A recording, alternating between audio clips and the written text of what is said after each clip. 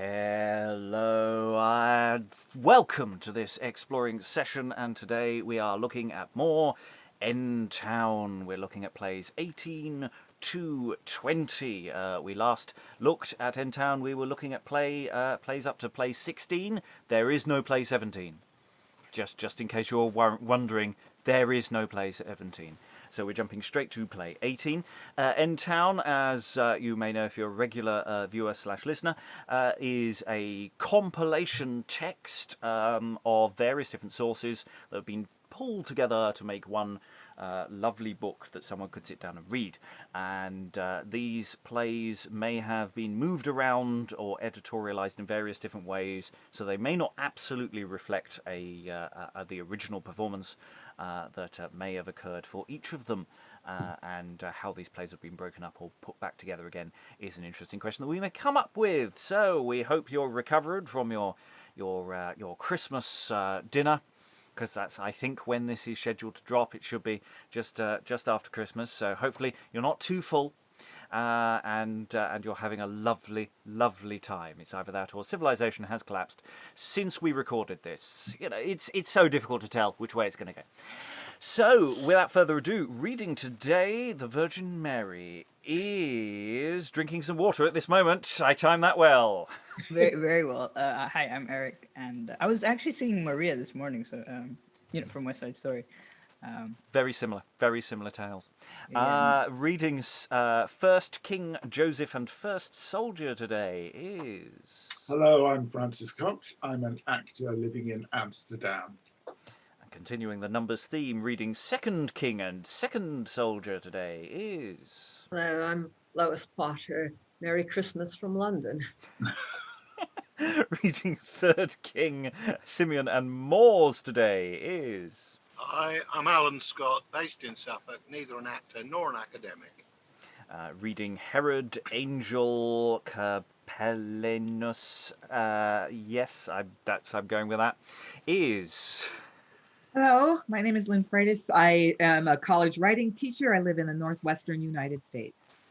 Reading Senes Callus, a Second Woman and Demon today is... Hello, I'm Helen Good. I'm a historian and I'm in Yorkshire. And new to the group, be gentle everyone, reading First Woman and Anna is... Hi, I'm Eleanor. I'm a actor, singer and producer based in Suffolk as well. Yes, the Suffolk contingent is strong today, and we'll see how that lands with this. This is an East Anglian text, so that's very appropriate. So if you can do your proper Suffolk, then feel free to go. We were discussing whether we should go for a Middle English pronunciation or not, and I said no. But if you want to try accents, feel free. That's right. Don't. It's fine. Okay, so without further ado, we're leaping into what's down as play 18. This is play of the Magi. So we've had the shepherds, we've had the lovely shepherds, and now we are going to a very different world, a slightly more dangerous world. Trigger warning for everyone today. The narrative involving Herod goes in a quite child murdery direction. So that may involve scenes of violence that may be quite disturbing. To introduce us to that theme and another question of a terrifying babyish tyrant figure, whether that's triggering at all in these day and age, we shall see. Herod appears. As a lord in royalty and none regent so rich, and ruler of all Remus, I ride in royal array. There is no lord of land in lordship to me like, none lovelier, none lovesomer. Everlasting is my lay. Of beauties and boldness I bear evermore the bell. Of main and of might I master every man. I ding with my doughtiness the devil down to hell. For both of heaven and earth I am king certain. I am the comeliest clad in glittering gold. Yea, and the seemliest sire that may bestride a steed. I wield at my will all whites upon mould. Yea, and worthily I am wrapped in a worthy weed. Ye knights so comely, both courteous and keen, to my palace will I pass, full priest I you plight. Ye dukes so doughty, follow me, Bedine, unto my royal palace. The way lieth full right. Whitely from my steed I skip down in haste. To mine halls I haste me in my way. Ye minstrels of mirth, blow up a good blast, whilst I go to my chamber and change my array. Hail be ye kings twain, far riding out of your reign. Methinketh by your presence saying, ye seeketh our Saviour. Fro Saba have I followed far, the gleaming of yon gay star. A child's blood shall buy us dear, that there is born in beast's bower. My name is King Balthazar, of prophet's speech I am ware. Therefore, afar away I fare, a maiden's child to seek. For he made man of the mould, and is king of heaven hold.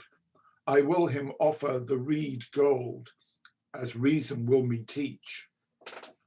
Melchizar, that my name is Kid, in hot love mine heart is hid, to the blossom upon his bed borne by beasts been.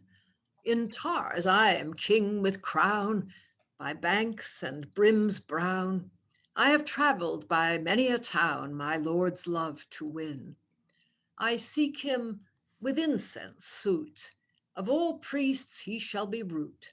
His bright blood shall be our boot to bring us out of bend. The child shall be chosen a priest, in all virtues founden meest. Before his father's fair breast, incense he shall upsend. Ippitan and Arcage, I'm a king known in cage. To seek a child of semblance sage, I have fair and far right. Jasper is my name known, in many countries that are mine own. Through bitter blasts that gin blown, I start after the star. I bring myrrh to my present, a bitter liquor verament. For he shall sullen bitter dent, in a maiden's flesh is clad. On bitter tree he shall be bent, man and God omnipotent. With bitter beating his flesh be rent, till all his blood be bled. And we'll just pause there because there's lots of interesting questions already thrown up about how this text functions. Is it me, or did Herod enter on a horse? I'm, it's entirely possible he literally enters in a horse, because the way this might have been staged is with an outdoor scaffold in one place. There might have been multiple placings. It might not be a moving wagons. These might be in place, set up specifically. So Herod might literally just be wandering around somewhere in the playing area. He could quite easily enter the audience on a horse. There's no particular reason why he doesn't do that. I put in my notes here, preen and strut. Yeah. He's really keen on his clothes there. Everything's quite gold, quite keen on everything being gold. I don't know whether that brings anything to mind in this modern day and age at all. But again, don't want to be too triggering here. So yeah, Herod makes his boast and then says he's going to change. He's going to dress for the occasion. Yeah, I find that really weird. I mean, why doesn't he just come in dressed as he's meant to be? It's very odd to bring a character on and then say, I'm going to get dressed. It just seemed to be that he wants to make. They want to make an entry. I'm going with the horse here. I think it is just literally we're gonna just introduce him, and then we get to the three kings doing their three kinginess. It is weird, but I think it might work. You wouldn't expect someone to. If someone comes in from riding, then yes, they would change, partly to get rid of the smell of horse. And partly because riding clothes and sitting in state receiving three kings from ancient lands afar or whatever, Orient lands afar, it requires a different costume. Yeah, no, it makes a good case for the enter on a horse bit, yeah. And I'm definitely putting this on our playlist of horse plays, plays that actually require your genuine horse, of which we are starting to build quite a good selection now. We've got 3 or 4 genuine horse plays that makes me very happy. Was it Woodstock that has a scene where Is it in Woodstock? I'm thinking there's a Yeah. scene where there's evidently a horse on stage. There's also a St. Paul play that requires the use of a horse to go between various stations because he falls off the horse. And there's other horses as well. Other horse plays are available. Eric, Or you could just have coconuts. we could, and at some point we almost certainly will. How are we feeling about the Kings? They feel they've got the shorter lines. They feel a bit more following on from Herod. They're a slightly different proposition. Francis. Yeah, one small thing I noticed was the second and third king all mentioned their gifts, the incense and the myrrh, but first king seemed to come empty-handed. There was no mention of frankincense in his in his speech, which I thought was a bit strange. Maybe he's waiting for the Amazon delivery. Could be. Eric.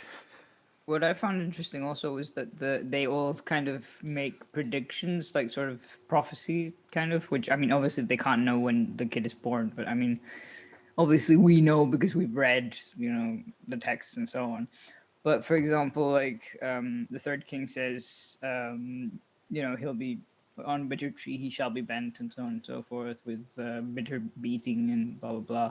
Which, I mean, that happens in like 33 years from when the text actually happens, in theory. I think actually because the first king obviously has the bit of saying hello other kings, which so he's got a little bit more, because they don't really interact. They sort of make speeches at each other, he's offering. It's partly down to actually the way it's spelt in your text. I've just lopped an e off. I will offer the red gold. So actually, he does offer a gift, but it's disguised in the way it was written in the text. Oh. So that's my bad. Alan. Yeah, I mean, going back to Eric's point on the sort of degree of prophecy, I think every one of the end town plays we've looked at has contained elements of prophecy. Mm. And that's what gives structure to the what could be called a cycle, or could be called a creative narrative. Mm.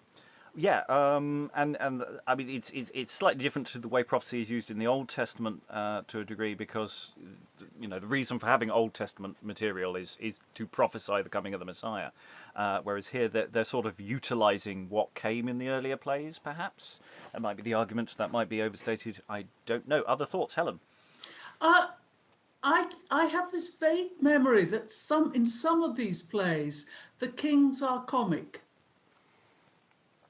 Am I wrong about that? I don't recall them being explicitly comic in any of the ones we've done so far. There may be that I've missed. No, it may be that I'm misremembering this.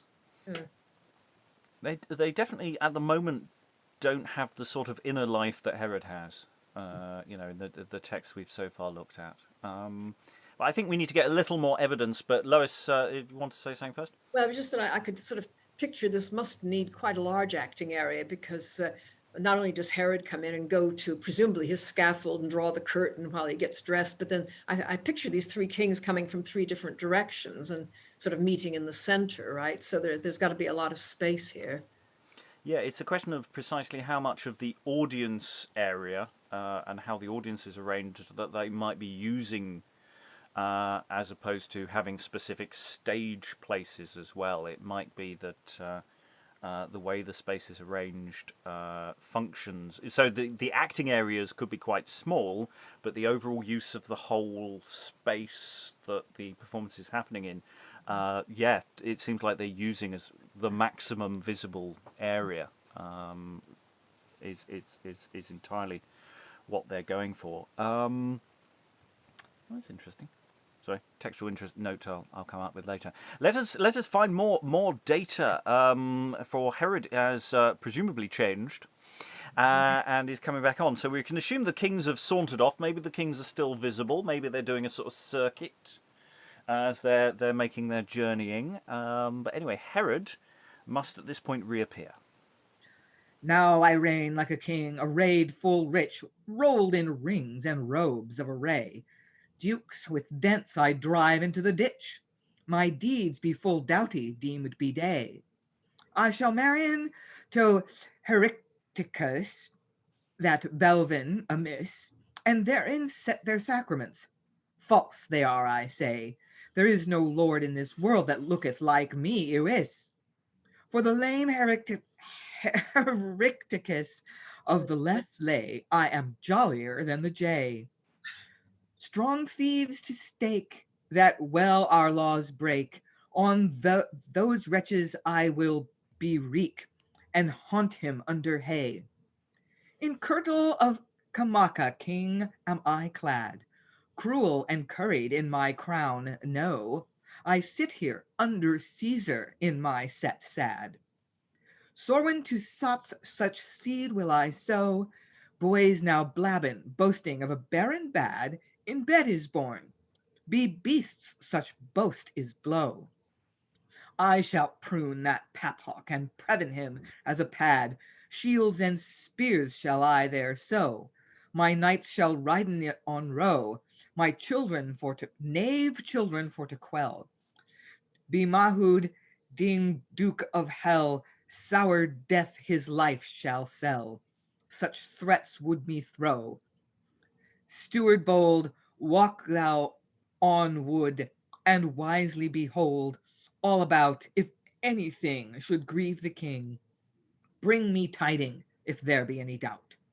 Lord King in crown, I go fro town, by Bankus Brown I will abide, and with ears list east and west, if any guest on ground ginneth glide. And then the steward goes, and he meets the three kings somewhere, and says to the three kings, King is three, under this tree, in this country, why will ye abide?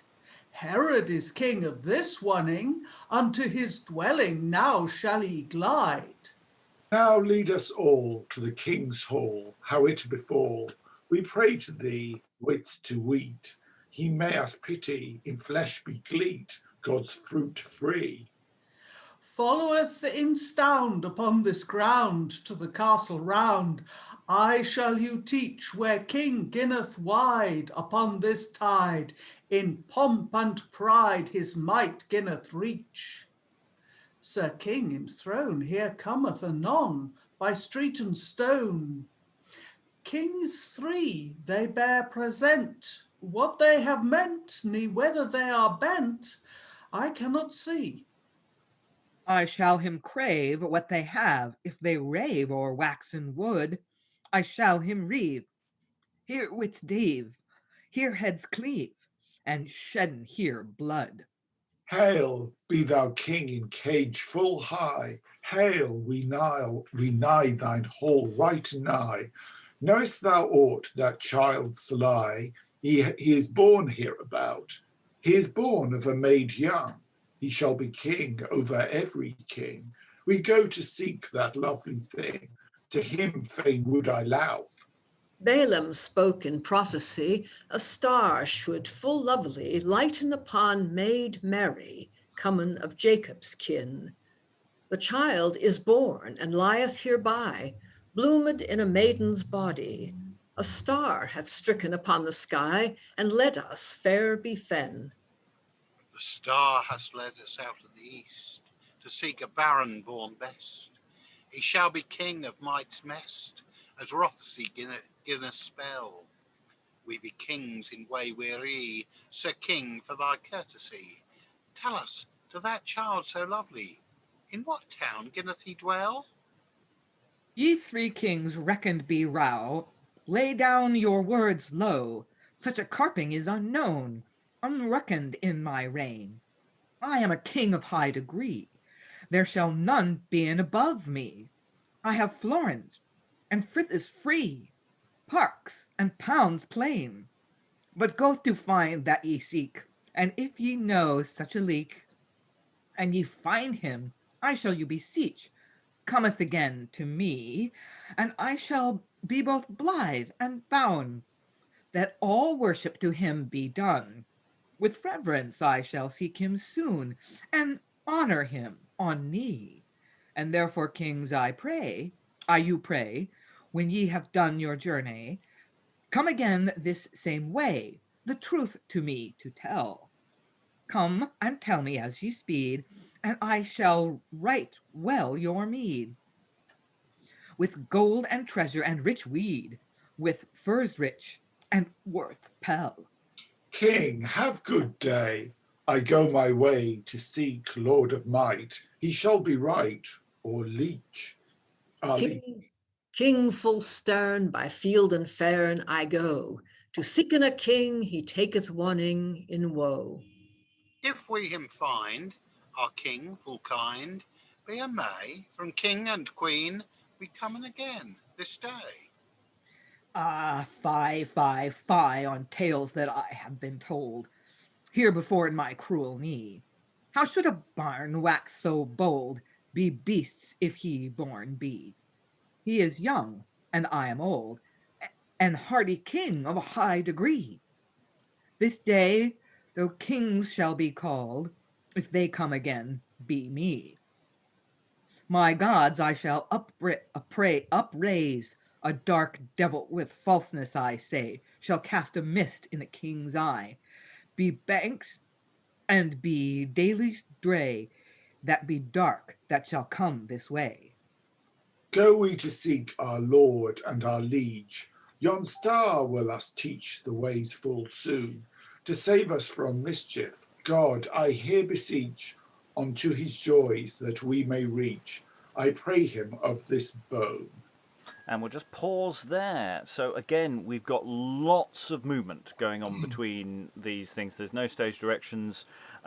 We've got a few stage directions, but not all of them. So it's like the steward. We do have a stage direction saying he goes and finds the three kings. At no point do we have a stage direction saying he runs back to Herod, with the three kings following him. So we don't have that stage direction. We don't have the exit or the semi-exit of the kings when Herod then turns to the audience and goes, "Oh, I've been lying. I'll get them." And we don't then have sort of the kings journeying to where Jesus is, which is where we're coming into next. Yeah, it's really interesting that Herod does seem to have this inner life, because he can just lie and openly lie and be sort of nicely evil, whereas the kings do still feel very presentational. You know, it feels like they move on wheels and get sort of pushed around, whereas Herod has this sort of life to him that I'm finding really interesting. In the same play, that there's different modes, because the kings, the moment you talk to the kings, the lines get shorter and shorter and shorter, and those things. So thoughts in the room, Lois?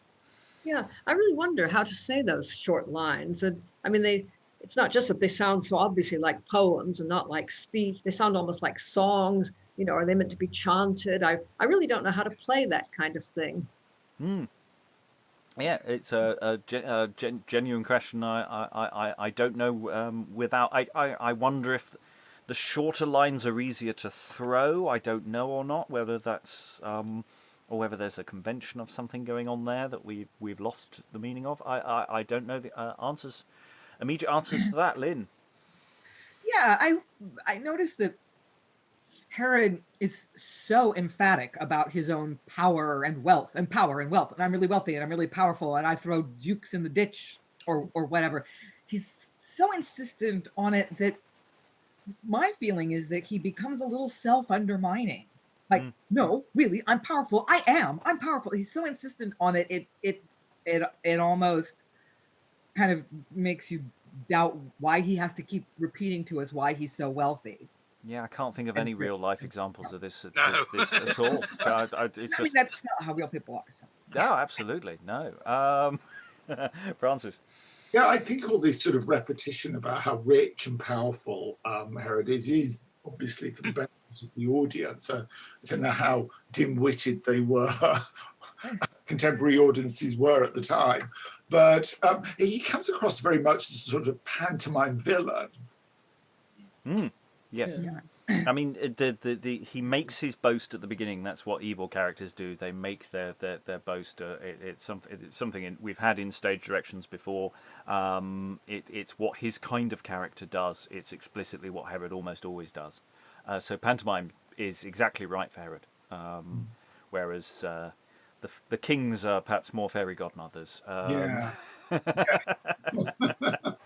You shall go to the ball.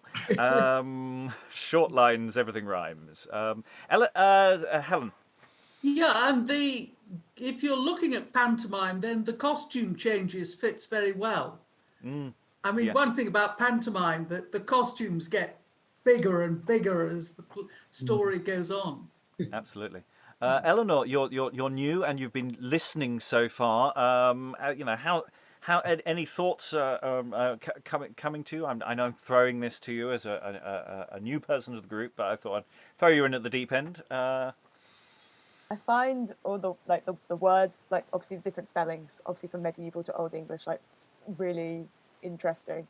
Because for me, in my modern head, I'm like, oh, that must mean something else. But then I read the chat and I'm like, oh, it doesn't. Like leech, for example. I was like, oh, that's a weird, sweet term of endearment if you're calling the baby that. Turns out it's not. I'm like, oh, okay. I'm getting this very wrong. But I'm just absolutely like all the different types of words and things. I'm just like, oh, interesting. Yeah, it's that problem of trying to decide when updating spelling is, when it's hitting a rhyme with another word that you can't make it work. So some of those, like leech and liege, I've sort of left. And that doesn't mean in performance we wouldn't. In performance, I think you'd let the actors make some choices. Basically, I think. It's all that half rhyming as well that just sort of makes you go, okay, they tried to like fit something in. Like, oh, what rhymes with this? Halfly. Oh, we'll just put this in. Well, the advantage with Middle English rhyming is they just change the ending of the word to make it rhyme. Yep. So they choose the word they wanted, and then they just change the vowel sound, the syllable at the end of the line, and just so they didn't worry about rhyming in the way that we do, because they just changed the word. Great. I highly recommend it, Alan. Yeah, I mean, the other thing beside the rhyme is the reliance on the alliteration, particularly in Herod's big speeches, which will be a pain if someone hasn't got very clear speech. Well, I think it gives you those hard consonant sounds that you can really go for as well, that carry. I mean, that's a street theatre thing of, you want those hard sounds that are definitely going to bounce. I shall prune that pap hawk and prevent, it forces you to go for it in a way. Because remember, all of this must be bellowed. It's not designed to be spoken, it's designed to be shouted, which means it's a very different kind of audience experience. Eric? I was just going to say, I'm interested in like the sort of descriptions. Like they describe sort of, going through fields, or like the seneschal, seneschalist, I can't remember the name. The steward, yes. Yeah, the steward. Like describes, walking along the river and then sort of like finding, all the, kings and stuff and that kind of thing. And it's just interesting, sort of the sort of pictures that they're trying to paint with words. Because we don't know how much these productions would have done in terms of visual, representation. So it's got to be in the words. They may have done it as well. I mean, for all we know, there was a revolving depiction there go on as they travelled. They could have done. We don't know. We know that some stage effects are very elaborate. Okay, Eric, the moment you've been waiting for. You get to say some lines. I have a question. Yes, go for it. What does the line about, like, I pray him of this bone mean? Off the top of my head, I think Boone, yeah. Boone. Excellent. I was To going rhyme with soon. Yeah. Yeah. And can anyone explain the stage direction? Yes, I'm about to read it in English. I am reading all the Latin translate. I have actually spent some time translating them. It has been done. I haven't sent it because they're probably not entirely accurate, and I'll ask the room if they're right or wrong. But this is my Latin homework. It's great. So anyway, a bit of a location change has occurred either during the king's speech that he's just done, or in between. There might be music as well. We have no indications of music for this play, but it's not impossible. So then the kings go to Jesus, and the first king says, Hail be thou, King cold-clad, hail with maiden's milk fed, hail, I come to thee with golden glade. As we's writing bear it record, gold is the richest metal, and to wearing most royal. Gold I give thee in this hall, and know thee for my lord. Lord, I kneel upon my knee, sweet incense I offer to thee. Thou shalt be the first of high degree, none so mickle of might in God's house as men shall see. Thou shalt honor the Trinity, three persons in one God free, and all one Lord of might. Lord, I kneel down by thy bed, in maiden's flesh art thou hid. Thy name shall be wide read, and king over all kings. Bitter myrrh to thee I bring, for bitter dents on thee they shall ding, and bitter death shall be thy ending, and therefore I make mourning. Kings kind from the fend, God you defend. Homeward ye wend, and to your places ye lend, that ye should tend. Now have we the place found. To Herod go we this dound. With our words we were bound, that we should come again. Go we apace and say our speech, for we have found our Lord and Liege. All the truth we will him teach, how the king is born of a queen. Mine head is heavy as lump of lead, but if I sleep, I am adread my wit shall fare the worse. I wax heavy in limb and flank. Down I lay me upon this bank, under this bright star iwis. Brother, I must lie thee by. I will never go over this sty, till I have a sleep. The young king and his mother Mary save us all from every villainy. Now Christ us save and keep. Such heaviness have us caught. I must drink with you a draught, to sleep a little while. I am heavy, head and foot. I should stumble at rest and root, and I should go a mile. and the kings sleep, and an angel appears, saying to them, Ye kings on this hill, work ye not after Herod's will. If ye do, he will you kill this day or night. My lord you sent his tiding to rest you kings in rich clothing. And when ye risen and go to your dwelling, take home the way full right. Whether that ye be waken or sleep, my Lord God shall you keep. In good time ye did down dreep to take your rest. Herod to the devil he tryst, to mar you in a murk mist. My Lord God is full of list, to glad you for his guest. And therefore, kings, when ye rise, wendeth forth, be ways wise. There you shall be set in size in diverse land. Father of God, in all thing hath you granted his sweet blessing. He shall you save from all shending with his right hand.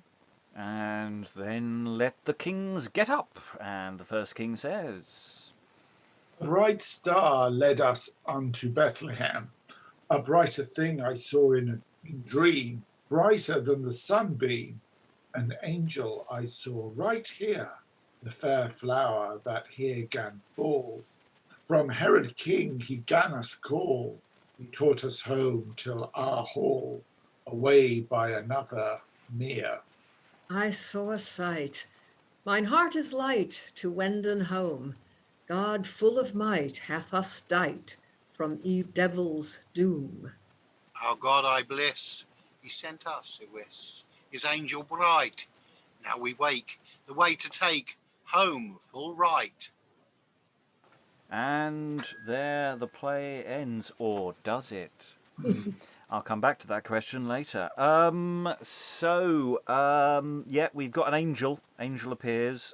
We've got sort of inferred stage directions of the kings all have to go and have a little nap.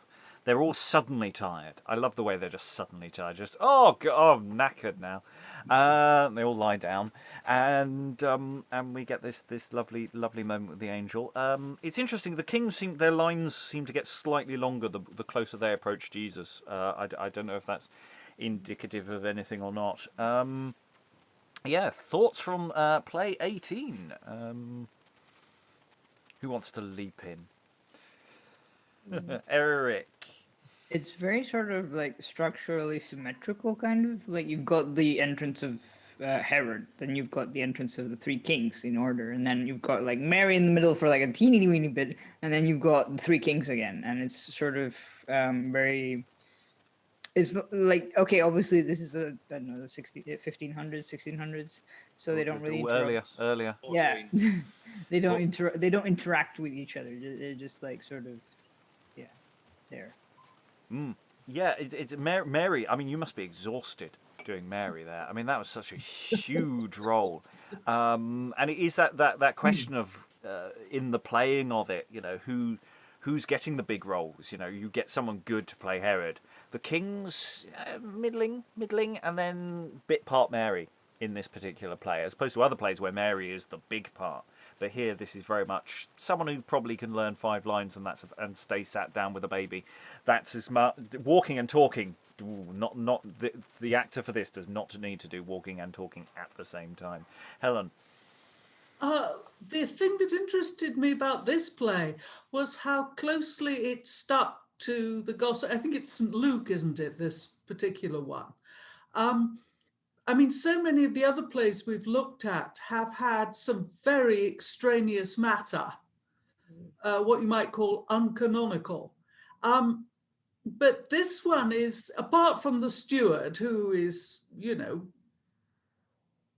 fairly reasonable addition, and doesn't have what you might call a great deal of agency. It is very, very much stuck with the text. Yeah, I believe it's Matthew, actually, according to a note I've got here. Is it now? Yeah, it is. I know. That was something The we were all shepherds worried are about. Luke then. I think the shepherds are Luke. Yeah. Yeah. Yes, I think they were. I can't remember. You know, it's from someone. Yeah, you're right. It is just getting down to the business of plots, and you know, you need the steward to sort of move things along a bit. He's exposition, isn't he? And action movement. Francis. Yeah, I noticed Joseph doesn't get a look in this play. I mean, he's completely absent. You know, he doesn't even get to say, you know, hello, kings, thank you for coming, sort of thing. I think he's taking the presents. You know, he's presumably again. Whoever was staging this presumably does not trust most of their actors.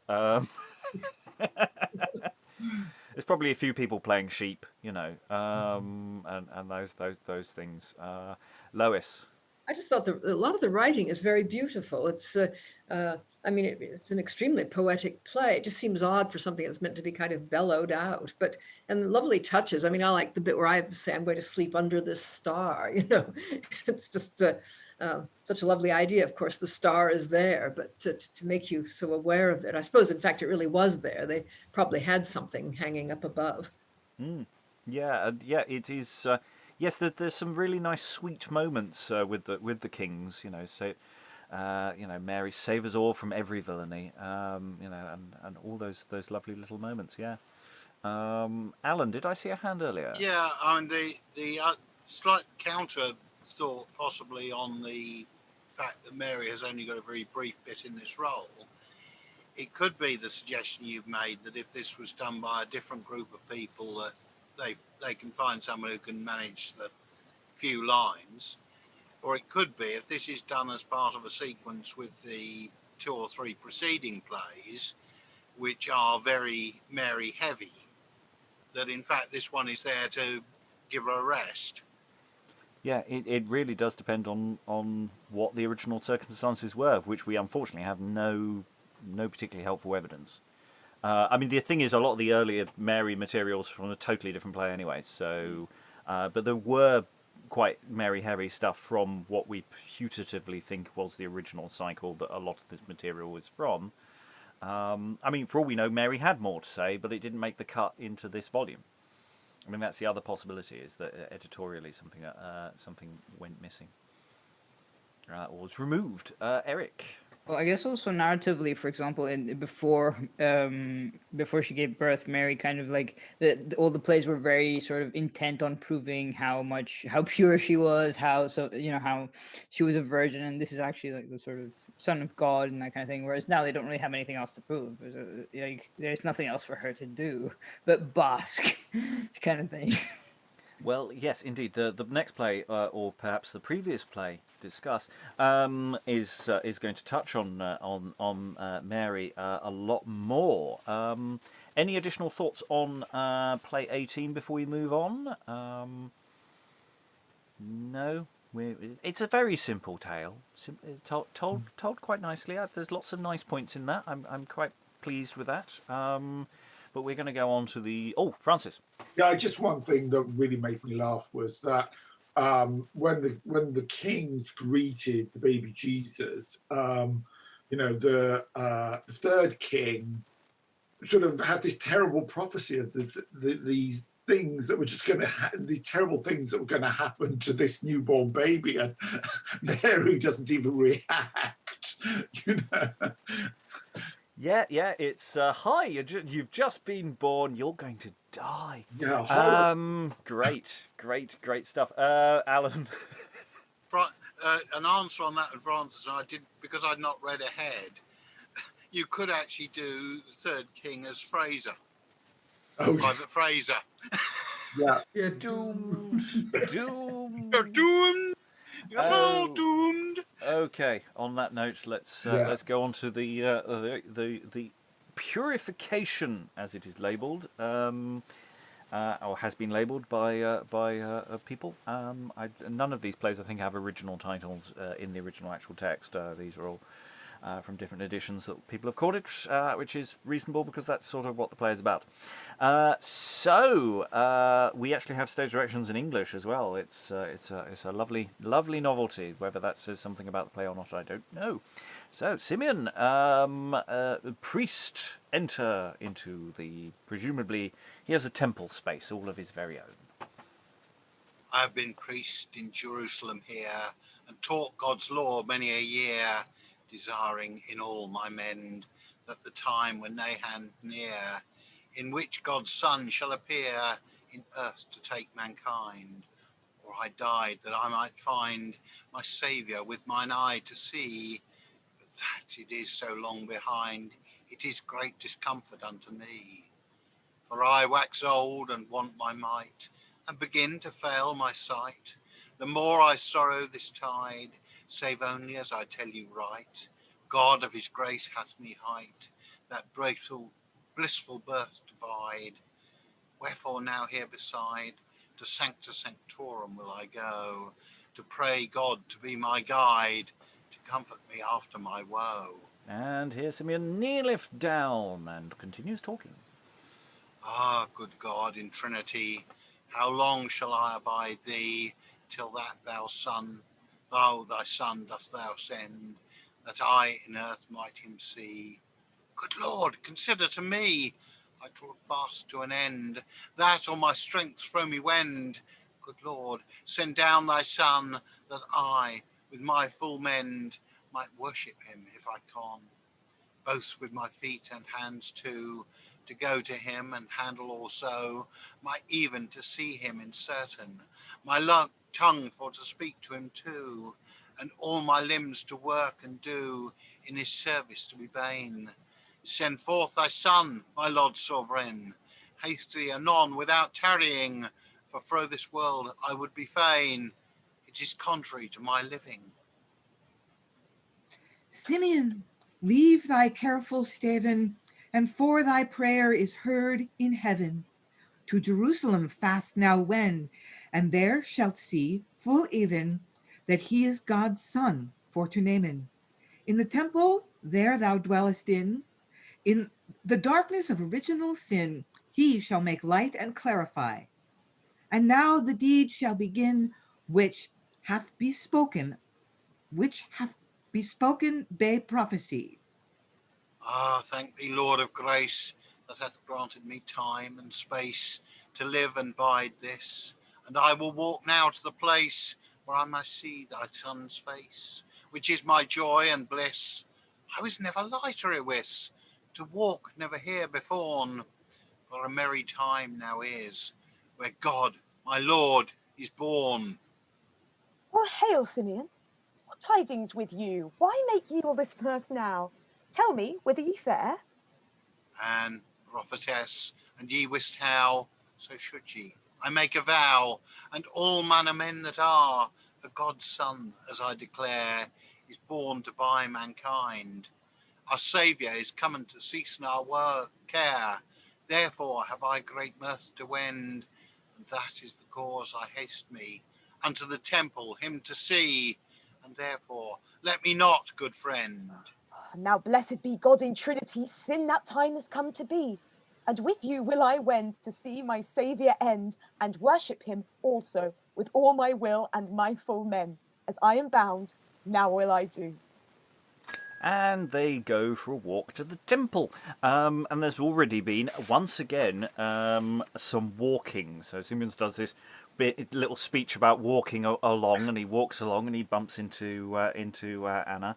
And so once again, they're then moving to another location. So it does feel like the staging for these seem to be across multiple staging areas, but then they're probably walking amongst the audience to get to those places, perhaps. Or it's a very long stage with lots of sort of mini stations within it. The stagecraft seems quite similar between the text that we've got here. I'm quite liking his his speeches there, and the angel and there. It has a nice flow to it. Thoughts about the play so far?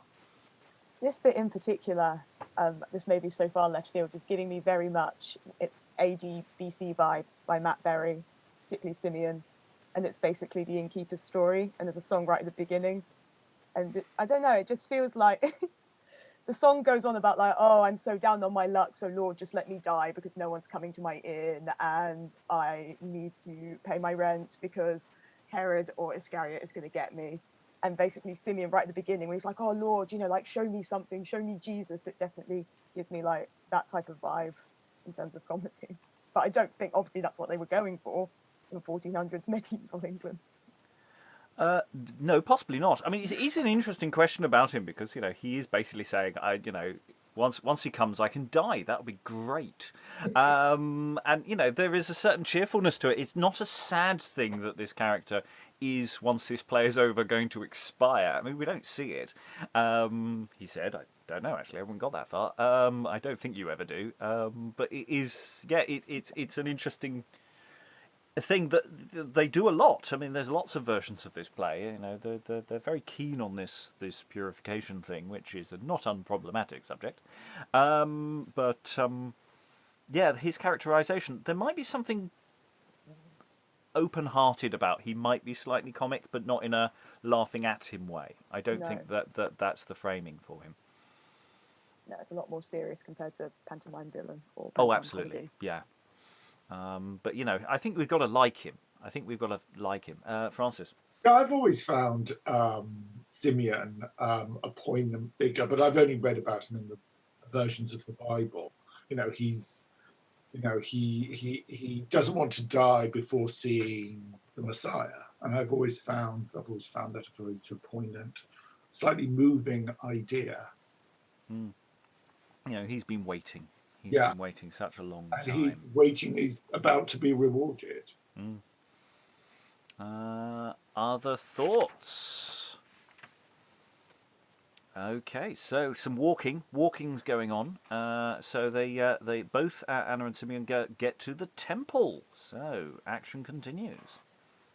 In the temple of God, who understood, this day shall be offered with mild mood, which is that King of all, that shall be scorned and shed his blood, and after dying on the rood, withouten cause to call, for whose passion there shall befall such a sorrow, both sharp and smart, that as a sword pierce it shall, even through his mother's heart.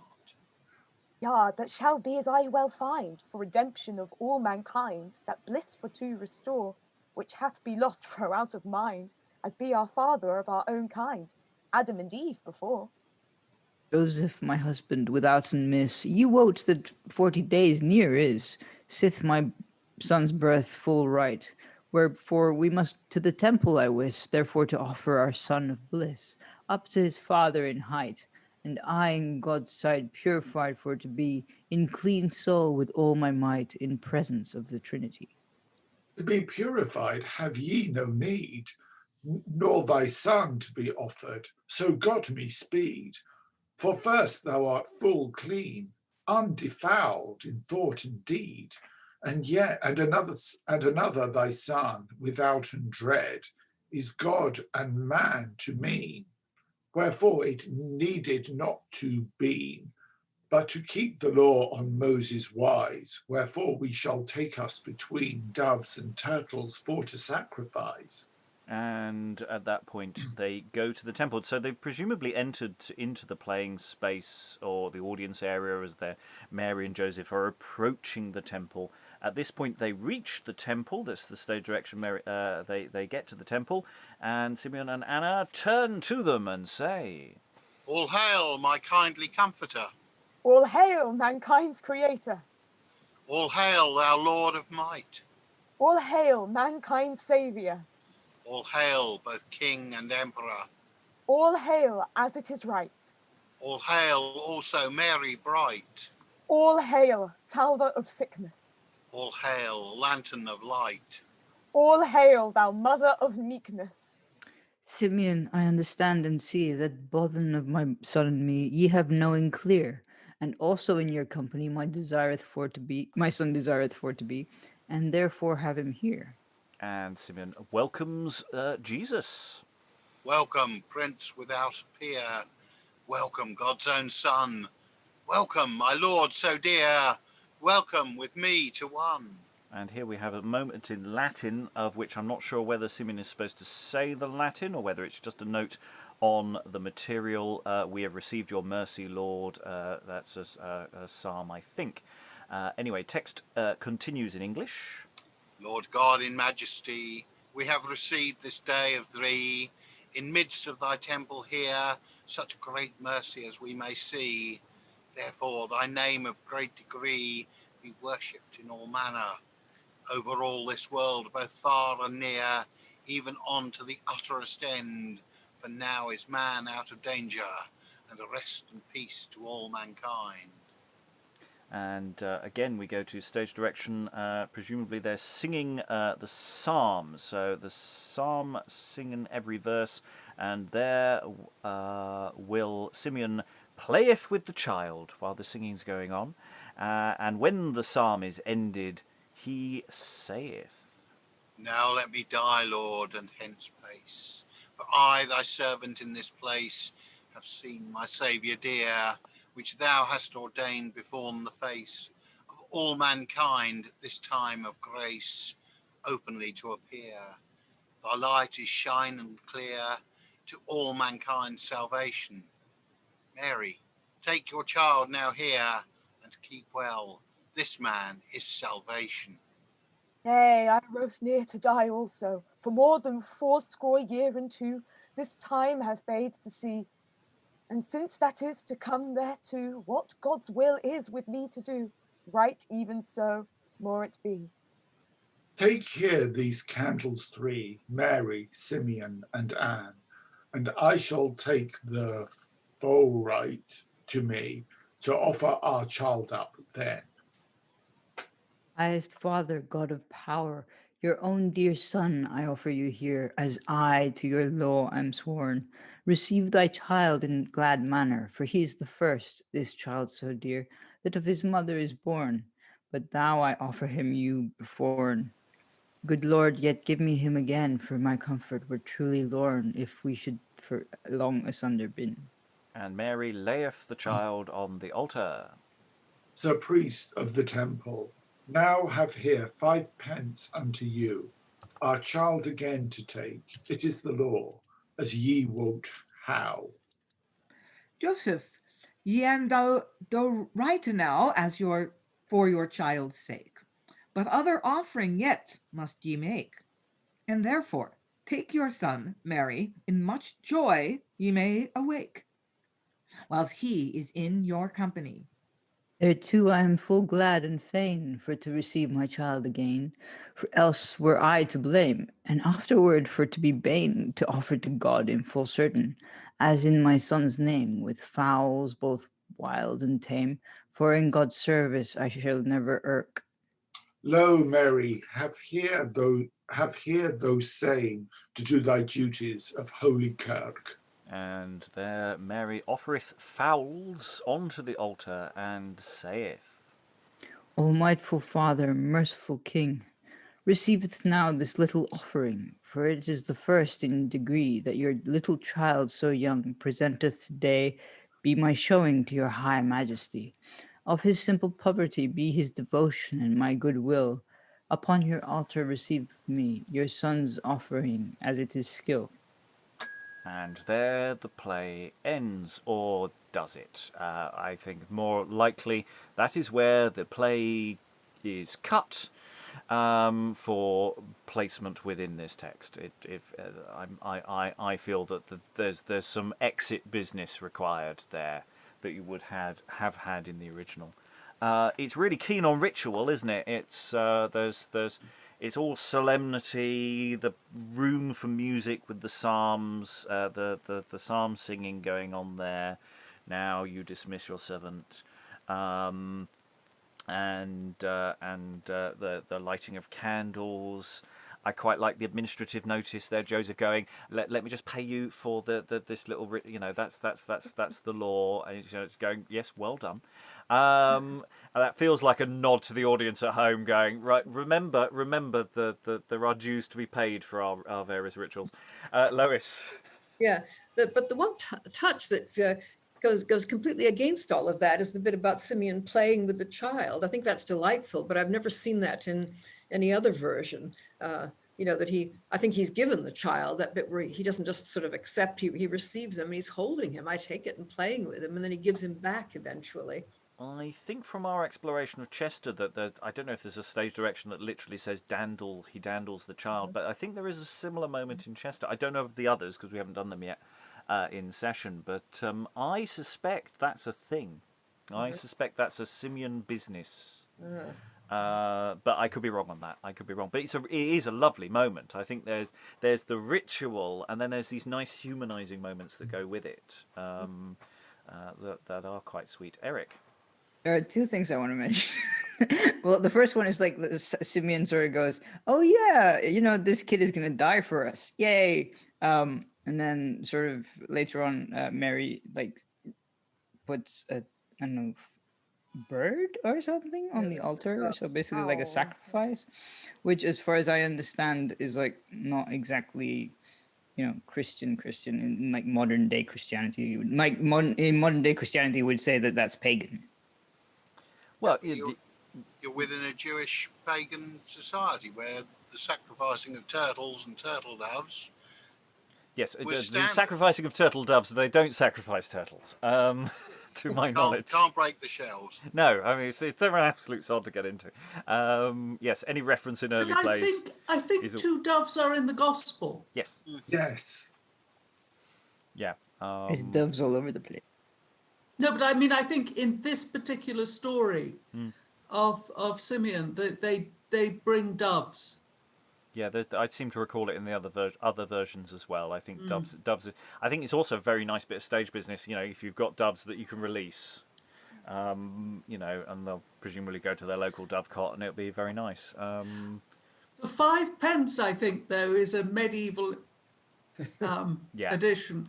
That feels like a nod to your local church, Francis.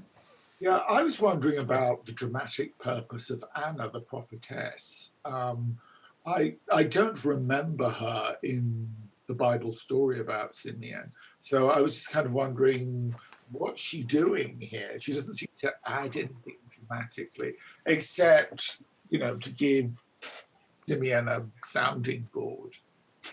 I was surprised they popped her in as well. Yeah. Being like, oh, they've actually given her like a female, like another role other than Mary in this piece. I was a bit surprised about that.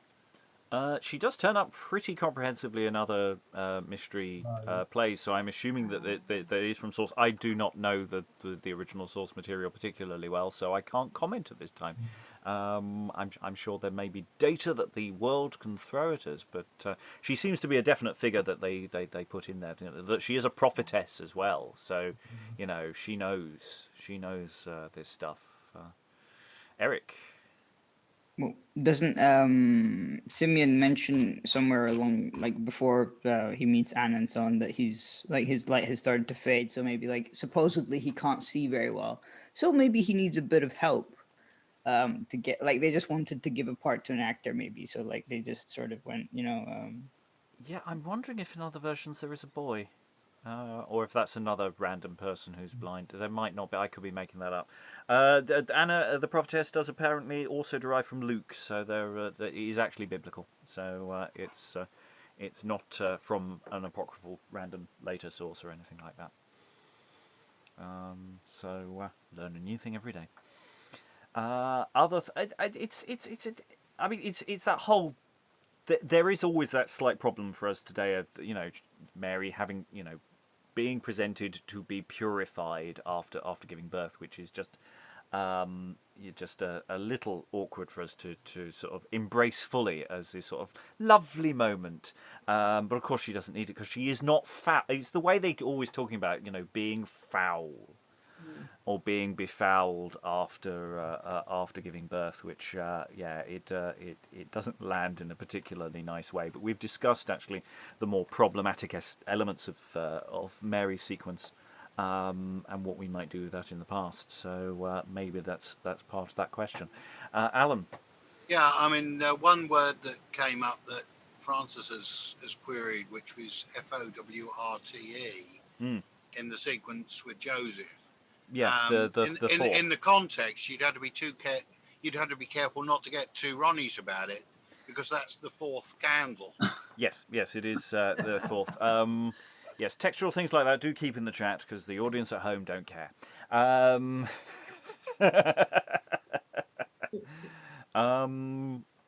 They don't. I mean, if you do care, put it in the comments. I'll find out about it in about a year's time when I notice. It'll be delightful. Eric. I was gonna say that compared to like the other plays that we did, like the previous sort of batch, where like Mary and like the demons were being chased around, were running around the altar or something, and that kind of thing, and like drinking the stuff. Really judgmental, the really patriarchally judgmental play. Yes. Yeah, like these ones are sort of tame considerably.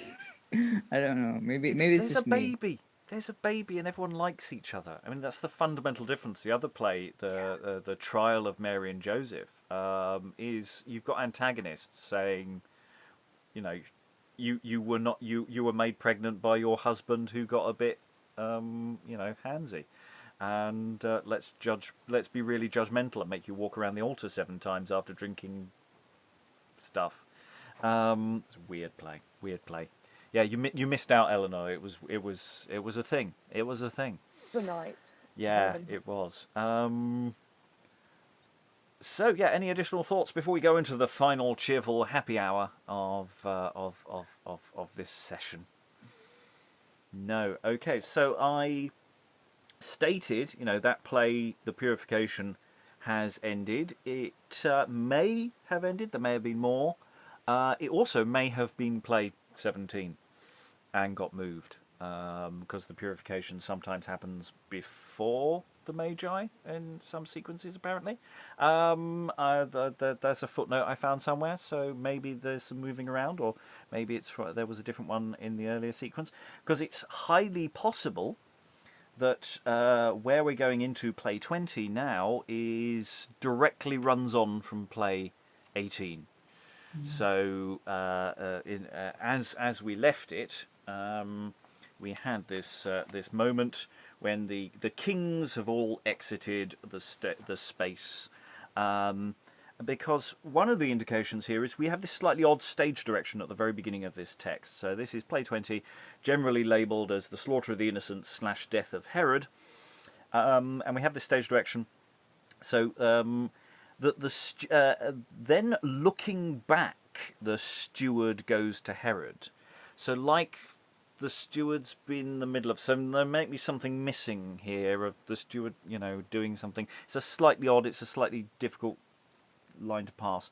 So I say this might follow on directly from play 18, it might not. But either way, the steward goes to Herod now, and everything's going to get really cheerful. Lord, I have walked by dale and hill and waited, as it is your will.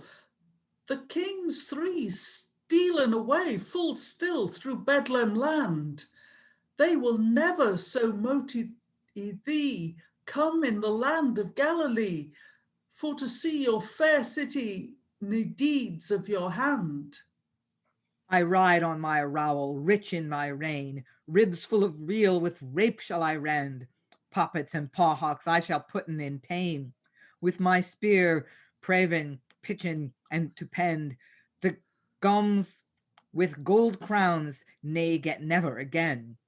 To seek those thoughts, so thoughts sons shall I send.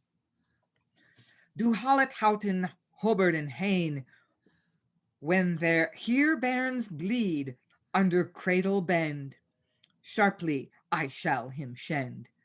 The knave children that be in all Israel country, they shall have bloody blay, for one I called unkind, it is told in Gru, his name shall be Jesu found. To have him gone, hew the flesh with the bone, and give him wound. Now can knights, kith your crafts, and killeth knave children, casteth him in clay, showeth on your shoulders shields and shafts, shapeth among shell trowns a shilling shrey, doth rounces rennen with raking rafts, till ribs be too rent with a reed ray. Let no bairn believe on bet bafts, till a beggar bleed be beasts bay. Mahood that best may. I warn you, my knights, a barn is born, I plights. Would Clyman king and knights, and let my lordly lay. Knights wise, chosen full choice, arise, arise, and take your toll, and every page of 2-year-old of ever ye swage slayeth ilka fool. One of him all was born in a stall, fools him call king in a crown, with bitter gall he shall downfall, he might in hall shall never go down. I shall slay Charles and Quenis with Durlis. Here, knave Gurlis, I shall steek. Forth will I speed, to dun him bleed, thou Gurlis greed. What we shall be wreak. For swords sharp as a harp, queens shall carp, and of sorrow sing bairns young. They shall be stung through liver and lung. We shall 'em sting. Awake, Joseph, and take thy wife, thy child also, rid be life. For King Herod with sharp knife his knights doth send. The Father of heaven hath to thee sent into Egypt that thou be bent. For cruel knights thy child have meant with sword to slay and shend. Awake, good wife, out of your sleep, and of your child taketh good keep, while I your clothes lay on heap, and truss him on the ass. King Herod the child will slow, therefore to Egypt we must go. An angel of God said me so, and therefore let us pass.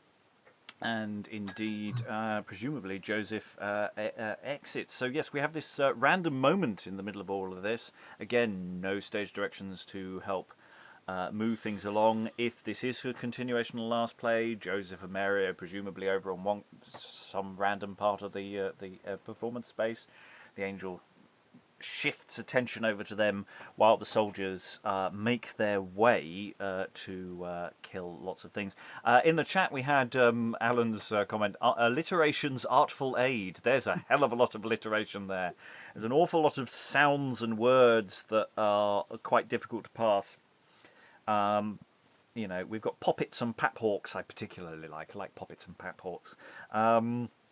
And there's lots of very aggressive, sharp, killy language. Till ribs be to rent with reed ray. It's yeah, nice chap. We have the unhelpfulness of here knave girls, which in this context means boys. It's not a helpful word there. It's not spelt like the modern girls, and yeah, it's a very confusing sound world on that front. Though the general attackiness of it all is all there. Alan. I also found it interesting that the line length changed quite radically about halfway through Herod's speech. You know, where it, you know, from a relatively long line, we then got into these very short, sharp phrases, which all do rhyme, but it's an interesting one, and whether that's an indication of, you know, him losing his rag a bit more. It's possible, because he goes from a long line to a short line to a long line to a short line, so there does seem to be some structural thing going on there that's really interesting. For those who are wondering, as it is told in Gru, that's Greek. Anyone wondered on that one? I know what I was going. It's told in Gru. Ah, yes, we all know what it's like in Gru. They don't understand things over in Gru. How you passed that one today, I don't know. Helen.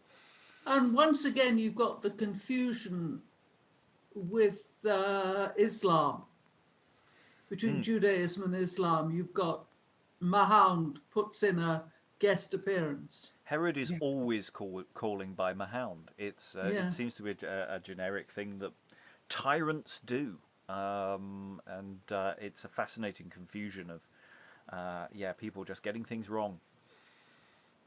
Other thoughts about this continuation of Herod? Eric? I was just going to say that those short lines might just like sort of, because he's barking orders, arise, and take your toll, and every page is like very quick, sort of all action verbs and stuff. It's not sort of description anymore. Yeah, there's something spittle inflected by that, isn't there? It's very, you know, especially with the way everything's very pointy around the edges of his words. And we have 2 soldiers listed here, only 2. I don't think we get more later on. We might do. Other plays go for more soldiers, but we consistently only have 2. So it might be the playing spaces are not large. There might be lots of them and they're spread out, but there never seems to be that many people on them at any one time. So it's an interesting one. Other thoughts? I mean, we know where the story's going. It feels very clear. No other thoughts? He fished, and caught nothing. Okay, we're going to change locations. So the stage direction roughly says, then the knights go to kill the male children. And the first woman, so we have the women on the whatever space they're on, saying... Long lunging have I lorn. Alas, why was my baron born? With sweeping sword now he is shorn, the heed right from the neck. Shank and shoulder is all torn, soren I see behidden and beforn, both midnight, midday, and at morn, of my life I nay reck. Certainly, I say the same. Gone is all my good game. My little child lieth all lame that lulled on my paps. My 40 weeks groaning hath sent me 7 years sorrowing. Mickle is my mourning. and right hard are mine haps. Lord enthroned, maketh no moan, queens gin to groan. In world about, upon my spear, a girl I bear, I dare well swear, let mothers hout. Lord, we han sped as ye bade, barons been blad and lying in ditch, flesh and vein have followed pain, and ye shall reign evermore rich. I'm just going to pause before we go further into that scene. So, yeah, we kind of don't have in this text the actual slaughter of the innocents. There's no going in, finding them that we get in other plays. It doesn't mean that it wasn't there, but maybe it's been bridged by some stage direction there. But it literally just goes to the women lamenting their dead children, and then immediately we jump to the soldiers returning to Herod.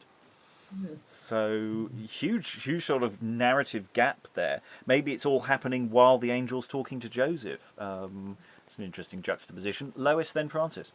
I just wondered, does one of those soldiers actually come on with a child impaled on his spear?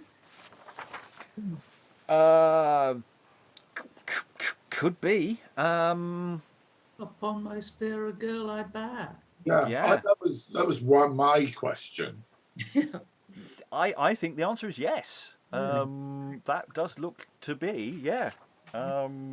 They come on to Herod going, hey, look what we've got here. Wow, that's an image. And the others are all chucked in a ditch. Yeah. How would they have actually done that?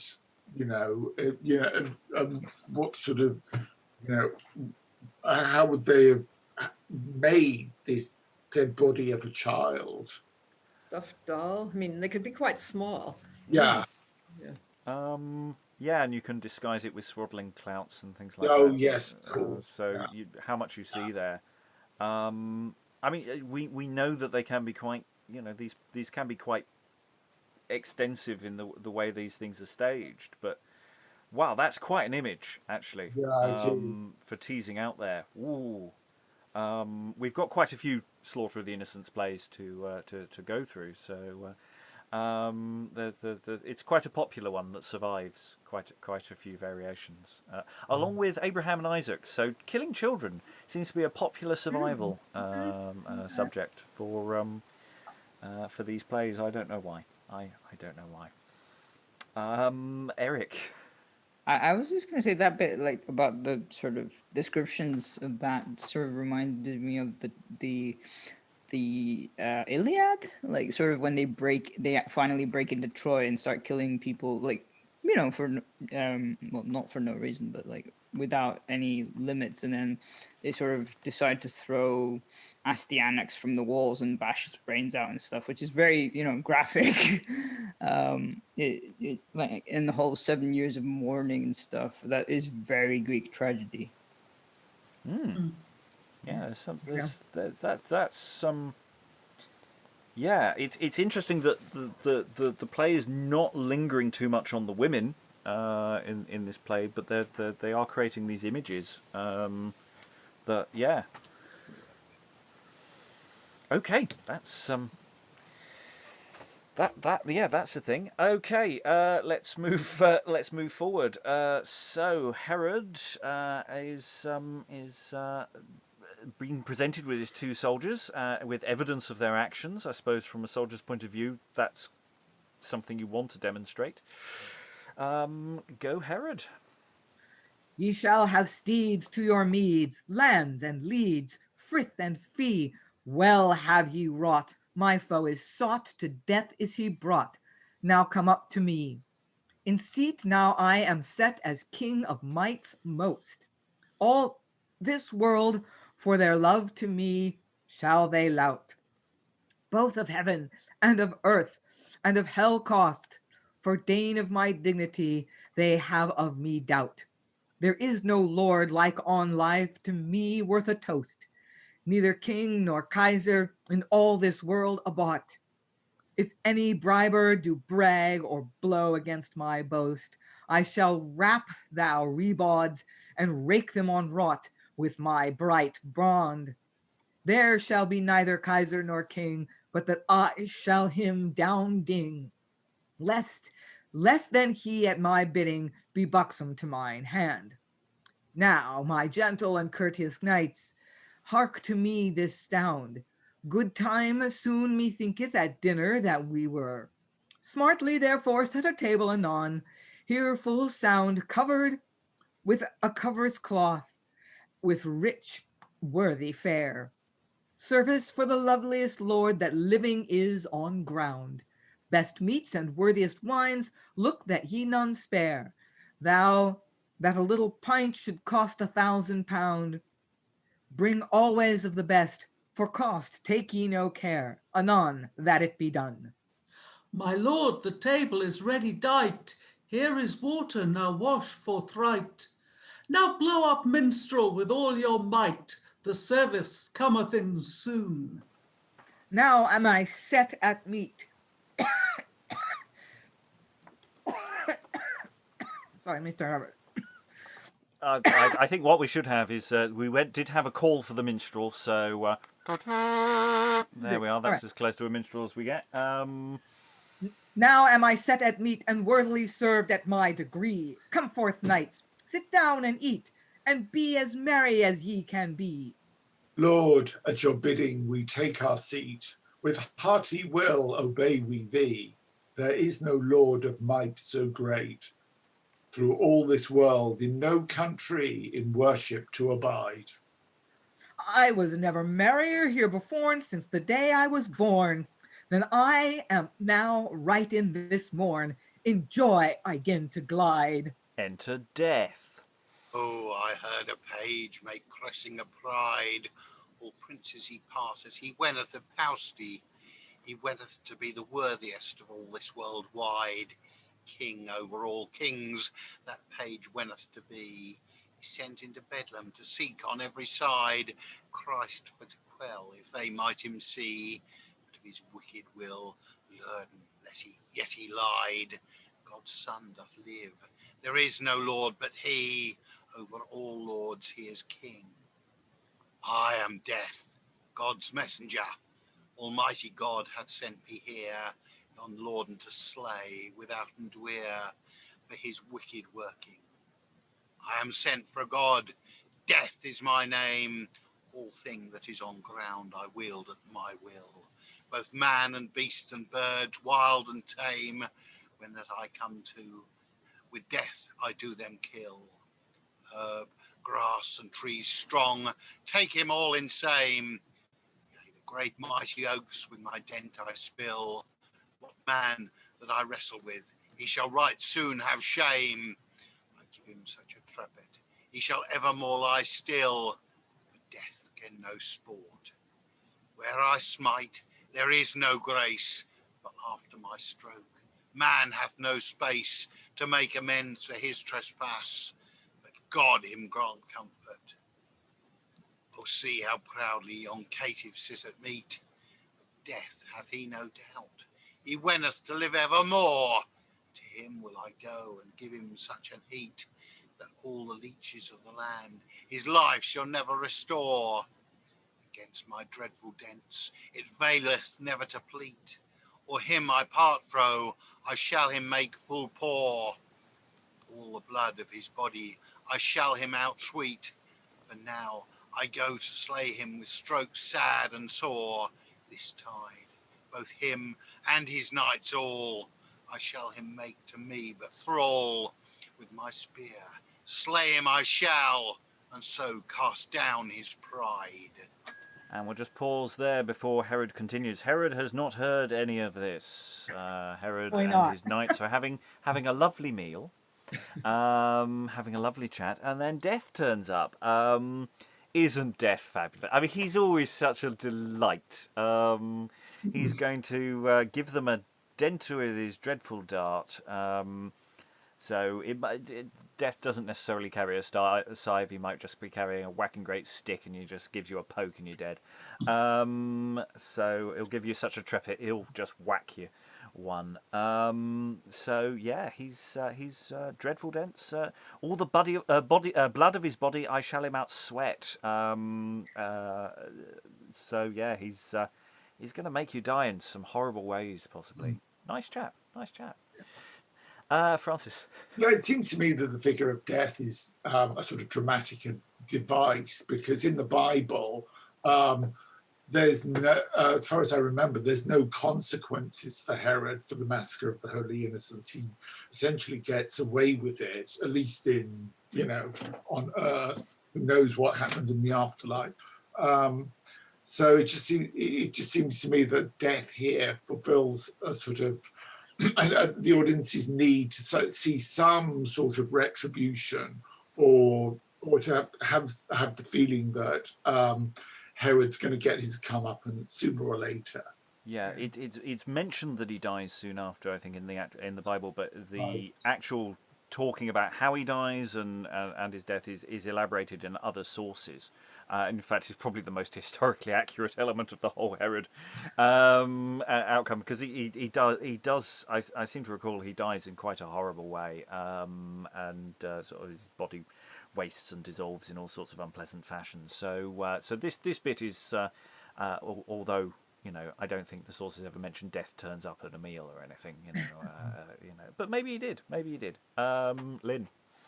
It is really a great dramatic device, though, as Francis points out, to have perhaps on one part of the stage Herod partying it up, eating and drinking, saying, "I was never this merry since the day I was born. Woohoo! My enemies are defeated. My power is consolidated." Just celebrating and then death over here. That's what he thinks. So, yeah, the juxtaposition is cool. Oh, it's fab, because he's talking about pride. That's what brought him here. He was drawn here by the pride of these people. And yeah, Herod, the moment the babies are killed, he just says, "Aren't I great? I'm still so great.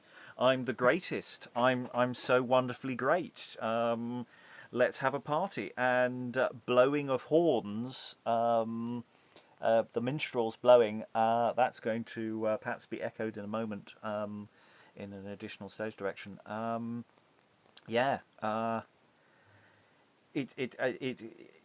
It's just, I'm just going, it's great. It's really, really great. It's a great sequence. Alan.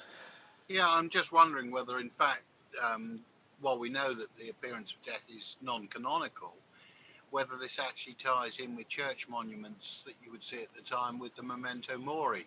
The skulls on memorials. Yeah, there's a lot of crossover with morality and Dance of Death material that we've got. Lois.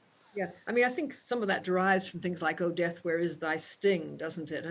Because you don't normally get personification in the Bible, but lines like that suggest that there is a figure of death with a sting, which would be a dart or something. Yeah. There's a great similarity between all the medieval deaths. I say all of them. We've got 3, or at least almost medieval deaths. So, and their dialogue is surprisingly similar. So they're all great to have about. Okay, so we've got it's what's great about this scene is you've got music, you've got a visual element to it, you've got whatever the costume death. I mean, the costume designer's joy is death here. What can you do with death? Eric, did I see a hand? Yeah, I was just gonna say that it's a big contrast to Simeon going, "Oh yes, I can die now." Yeah, that's true. Nice. Yeah, because presumably he has a nice death, whereas don't get the impression this is going to be a nice death. Eleanor, as again, mostly watching this, how are you feeling about Herod's possible death here? Well, death doesn't pull punches, does he? In that whatsoever. It's so, I don't know what it is. If it's just death seems to come up quite a lot in medieval sort of ways, whether it's like devils or in Mummer's plays, there's always the canonical idea of death that always comes up, or it's just, it just seems to come up quite a lot and they love it. And compared to later plays or ways it's written, medieval, I'm only going off one play, to be very honest, but it seems to be we are going to go full into this and we are going to just write the most horrendous stuff and we love it. But also it feels a bit like morality, like just do good things, people, with the church, and then you won't get this horrible grisly death. Yeah, absolutely. Okay, so we've heard from Death. Herod hasn't heard from Death. Herod is still having his party. Herod and first and second soldier, party away, please. Now, kind knights, be merry and glad, for all good diligence, with all good diligence, show now some mirth. For by gracious Mahood, more mirth never I had, nay, never more joy was in from time of my birth. For now my foe is dead, and prended as a pad. Above me is no king, on ground ne'er on girth. Mirth therefore make ye, and be right nothing sad. Spare neither meat nor drink, and spare for no dearth of wine nor of bread. For now I am a king alone, so worthy as I may there be none. Therefore, knights, be merry each one, for now my foe is dead. When the boys sprawled at my spear's head, by Sathanas, our sire, it was a goodly sight. A good game it was, that boy for to shend, that would have been our king and put you from your right. Now, truly, my lord the king, we had been on hand, and never none of us able for to be a knight, if that any of us to him had been a friend, and a saved any life against thy mickle might, from death him to flit. Amongst all that great rout he is dead, I have no doubt. Therefore, minstrel, round about blow a merry fit. And so yes, they blow trumpets here, and Death suddenly kills Herod and the two knights, and even better, some demons turn up and captures them. So now we have not only Death but also some demons. Hola, this cattle is mine. I shall bring him unto my cell. I shall teach him plays fine, and show such mirth as is in hell. It were more better among swine that ever more stinken there to be dwell. For in our lodge is so great pain that none earthly tongue can tell. With you I go my way. I shall you bear forth with me, and show you sports of our glee. Of our mirths now shall ye see, and ever sing well away. Of King Herod all men beware, that hath rejoiced in pomp and pride. For all his boast of blissful bear, he lieth now dead here on his side. But when I come, I cannot spare, from me no wight may him hide. Now he is dead and cast in care, in hell pit ever to abide. His lordship is all lorn, now is he as poor as I. Worms' meat is his body, his soul in hell full painfully. Of devils is all to torn. All men dwelling upon the ground, beware of me, be mine counsel. For faint fellowship in me is found. I can no courtesy, as I tell. For be a man never so sound, of health in heart never so well, I come suddenly with an astound. Me withstand may no castle, my journey will I speed, of my coming no man is ware. For when men make most merry fare, then suddenly I cast him in care, and slay them, even indeed. Thou I be naked and poor of array, and worms gnaw me all about. Yet look ye dread me night and day, for when death cometh ye stand in doubt. Even like to me, as I you say, shall all ye be here in this rout. When I you challenge at my day, I shall make right low to louse. And naked for to be, amongst worms as I you tell, under the earth shall ye dwell, and they shall eaten both flesh and fell, as they have done me. Hallelujah! Happy days. As Helen put in the chat, here death menaceth the audience. Yeah, it is. The death has got his victims. The demons have taken them away, and he goes for the audience. I mean, what a way to end a play. Fab stuff. I really have to speak for the demon here, the Diabolus. Really loves his job. Oh yeah. Really, we like torturing people. We've got all the things. They're really gonna scream in torment. I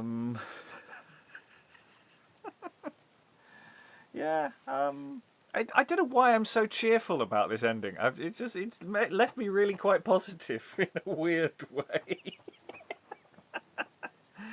Lois. Poetic justice, but I think there is a hint about Death's costume. It must show worms all over it, right? I think Castle of Severance has similar references to what the death image looks like as well. So it's not quite a full skeleton. It's perhaps closer to rotting corpse zombie. Perhaps in the way that this particular thing's going for. Eric, I thought I saw a hand. I could be wrong. I was just gonna say that, he basically, the bad guy gets his comeuppance in this. That's why we like the ending. But I think also that we maybe have traumatized Eleanor by including her in this play. Well, welcome to the team. Welcome to the club. What I really like is also the way the music is sort of semi-incorporated. So you've got the music from within the play world of the minstrels playing, but then maybe the music, the way they play it, gets darker and stranger, because it denotes their death, as well as being music. He calls on the musicians to play, and it's the trumpet of their own doom. And there's something really nice about that. Music from within the play world becoming something exterior from what those characters think's going on. So I think that's really, really clever and really nice. Alan? Yeah, I mean, in a modern production, you could actually do a fairly jolly number during the feast, and then crossfade it into something like Danse Macabre to give you the effect. Well, when the National did the Tony Harrison version of the Mysteries, which was an interesting pick and mix, but the one element they did, I think, quite accurately is this sequence of the death of Herod. And at the moment when the music plays, it's a sort of dance of death moment. So the music plays, they're all individually killed, and then they actually all join hands and then exit to music, and it's quite delightfully dark and done very, very nicely. I mean, there's elements of those mysteries. I think you can watch them on YouTube. I think they're about where Harrison has sort of mucked around with the text quite a lot in good ways, but they're not desperately accurate. But I think this sequence is very much straight from here. Okay, any additional thoughts on death or demons before we go into final thoughts? We're all just staring at Scooter, aren't we? All staring at the dog. Thoughts of death have passed us by as all we think of cute little dogs. Okay, right, we'll go into final thoughts. So we've got 3 plays here. What might we want to keep? What might we want to throw out? What we might want to do with these plays? I think we've got favourites very much in some of the action. But yes, we'll just go around and see what people think. Francis, final thoughts about this particular part of the sequence? Would you want to do bits in isolation, or do you feel that they all go better together? Or I think they would go better together. It was interesting.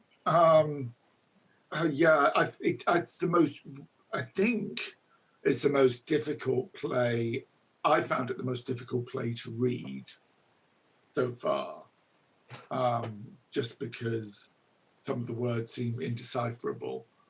But I've just found it interesting the way these Bible stories were staged. and as I mentioned before, things like the dramatic device of having death and the demons. Yeah, that's all I have to say, really. Though we should also note that sometimes it's the problem with words is more my fault than necessarily the original writer. Most of the time it isn't, but sometimes when we're trapped in this halfway house between Middle English and a semi-modernised, sometimes I create rods for our backs rather than help. Eric, final thoughts? Yeah, I found it interesting how, like, before it was kind of death, at least in the place that I've participated in, death had not appeared. And death is sort of presented as God's messenger, which means like sort of vengeful God, as opposed to like the benign God, the sort of, the lover of life and that kind of thing, which is an interesting touch, I think. And also, how on earth do you play that character? I mean, even if you're wearing a mask, it's like, yeah, wow. Yeah, you go to the dark place. I think it's important though to have them in, well, maybe not necessarily in order, but you could make like a sort of a day with them, kind of. Although maybe not ending on the death one.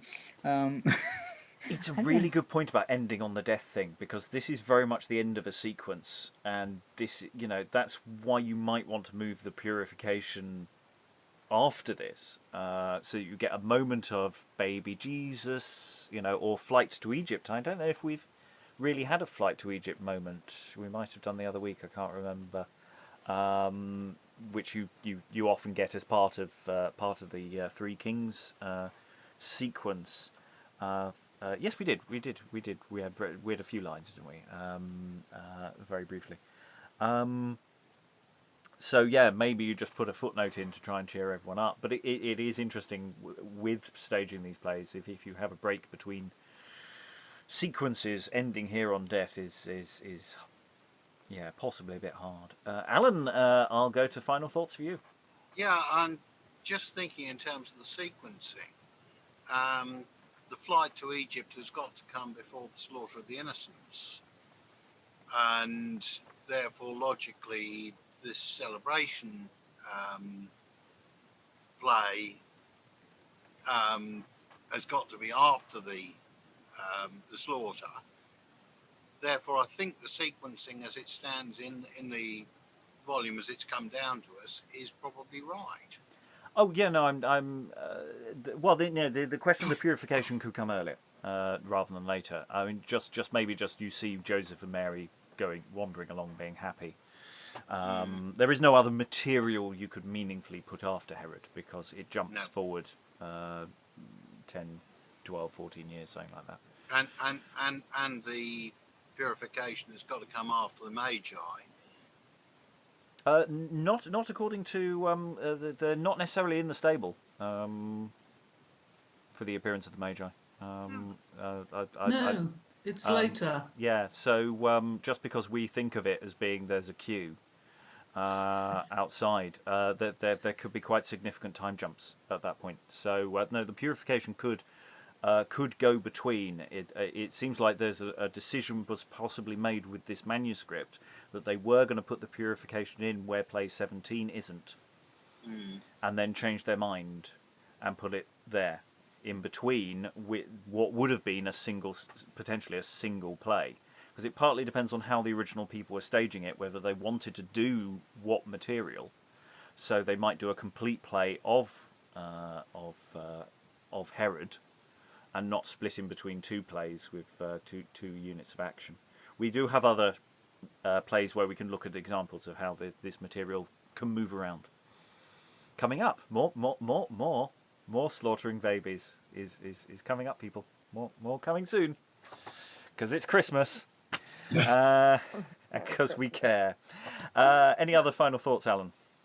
No, I must admit that unlike Francis, to a certain extent, I'm back in my comfort zone because of the amount of time we've spent working on these in the previous sort of iteration of the group when we were doing the Chester cycle and then the early End Town stuff. So it wasn't as radically unfamiliar to me as maybe some others are finding it. It's really interesting when you start doing comparing between different versions of actually how different they can be. You know, Herod is always very similar as a character, but the business going on around Herod seems to change quite a lot. And you know how many advisors they have and how they function, how sycophantic they are, how the kings function is very different. And that's before we even get to the work experience boy, which that's coming up soon. Helen, final thoughts? Yeah, I felt that there was a great difference. I felt that the two Herod plays were a unit, but the Purification belonged to a different cycle. Far more to some of the stuff that we've previously read for End Town. I mean, I haven't read that much for End Town, but it did seem to me that we'd got something. These two particular Herod plays seemed to me, in language, in verse form, in emotion, in use of the stage, it all seemed very different. Yeah, well, it's possible. We don't precisely know how, you know, all of those what are listed as, you know, potentially original cycle material, how they all came together. They could come from different times, even if they were eventually part of the same cycle, depending on who was staging it and when. Lois, final thoughts? I think I've seen a couple of other Slaughter of the Innocents plays. There was one very elaborate one in which you see the mothers doing their best. I mean, they have quite a lot to say and they try to keep their children from the soldiers. And then there's one really awful moment when they've killed someone and the woman has been trying to explain and finally says it was the king's son. You know, Yes, coming soon. Oh, it is. Oh, sorry. No, it's all right. So, It'll be a surprise. It'll be a surprise okay. for everyone. Actually, I don't know if it's coming soon. It might be coming next But I mean, Christmas. that was incredibly elaborate treatment of the thing. Now, I found the simplicity of that was really quite effective. The women presumably just come out with dead children in their arms, and their lines are very beautiful. I thought a lot of this was beautifully written. I don't know. It seems to me that the ideal production would have everybody visible pretty much all the time, so that you're aware of the different levels of the story. And if you wanted a less downbeat ending, you could simply take the very end of the purification bit, and after the horrible death of Herod and the soldiers, just have Simeon saying, "Now let me die," and, you know, go off to have a happy, good death, and you could see Joseph and Mary going off in another direction, and, you know, it would be quite a nice feeling. I really like that, because that's sort of the idea that some of these plays are sort of happening at the same time. If I mean, still structured so that they function and the whole event works. Sort of nodding to some of the pageant wagon sort of plays where in York and Chester, where potentially you do have the plays all happening at exactly the same time, just in a different location. But here it's about where your point of focus is. I really like that as an idea. Lynn, final thoughts? Yes, in terms of we've been talking a lot about the plays as a unit and the structure and so forth, and I rather like the symmetry of having the Herod plays bookend this central episode of the purification and meeting Simeon and so forth. So you have evil, ranting Herod, bragging and threatening, and then you have this sort of like eye of the storm where Simeon gets his wish and gets to see the Savior before he passes on, and then you're back to the Herod raging and boasting about his own cruelty. I just sort of like the symmetry of that. And another kind of odd little feature of this that I really like is the fact that Herod doesn't get a death speech. Last we hear of him, he's partying down, and then death comes in and just zaps him. So he kind of gets deprived of the last word. He doesn't get to go, woe is me, or I'm dying. He doesn't get that, and I sort of like the effect of that he never even gets the benefit of maybe seeing his own death or seeing the error of his ways. He really is cut off in the blossom of his sins. Yeah, I really like the your point there about the editing, you know, that even if the plays were separate and different ways, the editor of this book has made a very conscious and actually quite a well reasoned structure to the material, and I think that's really nice. That, you know, we should also respect the question of what the editor of this volume is trying to do, as well as perhaps what the original staging was, and that this is a weird composite text, and that they did a good job. Eric, you wanted to lead? Yeah, in I on just that point? wanted to add something to what Lynn said. More importantly, he doesn't get a confession, which Death mentions. Yeah. Yeah, just Herod's dead. Demon takes him away. Everybody loves their job. Eleanor, final thoughts from you. Welcome to the room. You will get more to speak as the week goes on.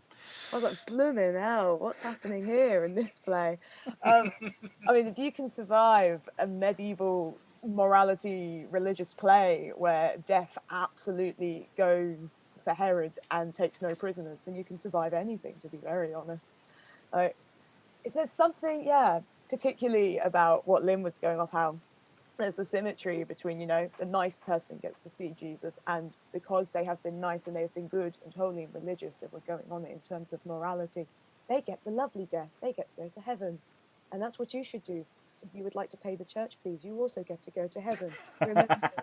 And it's like, yes. Whereas if you don't pay our church, and if you do bad things, then you will get death, and you will get all the horrible, nasty things, which is, I don't know what time it'll come from, but when you get those really like in your face depictions of hell on the church walls, showing you what death would have been like, or what hell is like, and telling them don't go there, that's like, it just feels the same. If you wanted to, you could take that night, the purification, and put it at the beginning, because if you just want it for chronological sense, Herod's demise would just make sense. But anyway, it's a beautiful and in your face, wow, play. Beautiful, in your face, wow. Yeah, I think that's the TripAdvisor comment, isn't it? Right. Well, that is. I think I've covered everyone. I haven't missed anyone out, have I? That is the plays 18 to 20, or arguably 17 through to 20. To discuss. We will be coming back to End Town. We will be going forward, but probably a little later on, because there's a time jump when we next see Jesus, no longer a baby, and actually having dialogue, and other things happen, and so we will be coming back to that. That's mostly going to be living on the podcast further down the line, because that's where this all started, but it will still also continue to exist as videos on YouTube at the same time, just to confuse everybody, and all that remains is to thank the glorious horse of Herod and all the readers who've contributed today, and goodbye. Bye.